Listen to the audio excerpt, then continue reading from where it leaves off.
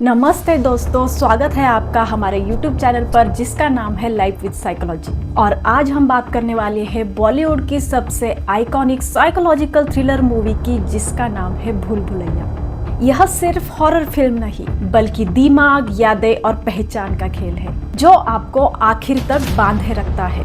Video को and तक जरूर देखें ताकि एंड पार्ट काफी इंटरेस्टिंग होने वाला है, इसलिए मैं चाहती हूँ कि आप कुछ भी मिस ना करो। कहानी शुरू होती है एक विशाल पुराने महल से जिसके एक कमरे का दरवाजा सदियों से बंद है। लोग कहते हैं उस कमरे में मंजुलिका की आत्मा रहती है। जब किसी जगह के बारे में लगातार डरावनी कहानियां सुनी जाए तो हमारा दिमाग परसेप्शन बना लेता है और उसी वातावरण में अजीब चीजें देखना शुरू कर देता है और इसी को कहते हैं एनवायरमेंटल कंडीशनिंग। अमेरिका से वापस लौटता है सिद्धार्थ और उसकी पत्नी अवनी। वह उस महल में रहने चले जाते हैं। महल में आते ही अजीब सी चीजें होने लगती है। रात में पायल की आवाज, दराज अपने आप खुलना और मंजुलिका के कमरे के आसपास अजीब माहौल। यह सारी घटनाएं पैरानॉर्मल नहीं बल्कि बैकग्राउंड फियर का नतीजा है। दिमाग उस जगह की कहानी को याद करके खतरे जैसा महसूस करता है। घर के लोगों पर हमला, बालों का कटना, दिए बुझ जाना। अब हर किसी को लगने लगता है कि मंजुलिका वापस आ गई है। और तभी एंट्री होती है डॉक्टर आदित्य की, एक हंसमुख लेकिन बेहद ही तेज दिमाग वाला साइकेट्रिस्ट। वह आते ही कहता है, यहाँ कोई भूत नहीं, यह बस दिमाग की चाल है। डॉक्टर आदित्य इस पूरे मामले को साइंटिफिक साइकोलॉजी से देखते हैं क्योंकि ज्यादातर डर लॉजिक की कमी से पैदा होता है।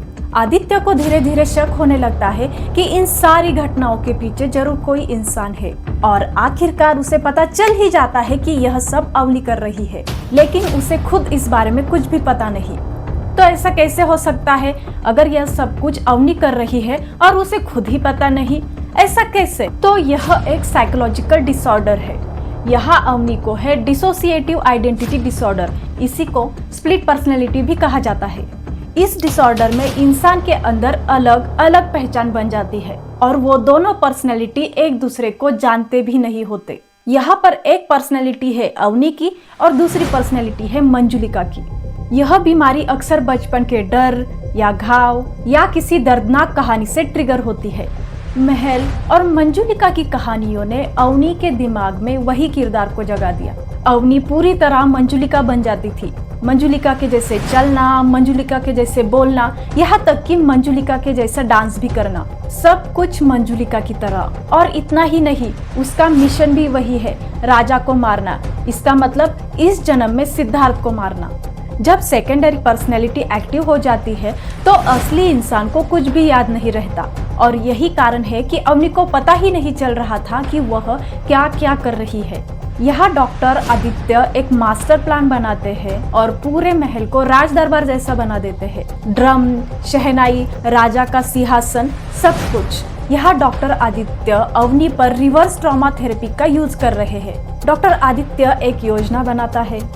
आदित्य अवनी को राजा के सामने नृत्य करने और राजा को मारने के लिए उकसाता है। अवनी मंजुलिका के रूप में पूरी ऊर्जा के साथ नृत्य करती है और सिद्धार्थ को राजा मानकर उसे मारने के लिए आगे बढ़ती है।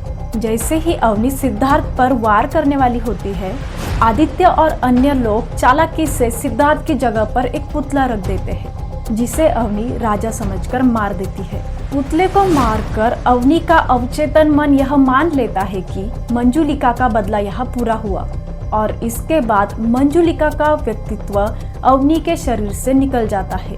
आदित्य अवनी को सम्मोहित करके उसकी बीमारी का इलाज कराता है और महल का वो कमरा हमेशा हमेशा के लिए बंद कर दिया जाता है। यह फिल्म यह बताती है कि भूत नहीं होते मगर इंसान का दिमाग सबसे खतरनाक भूल भुलैया है।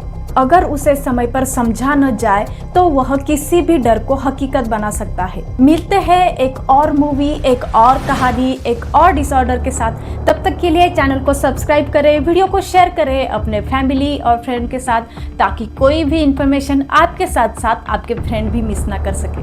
Thank you.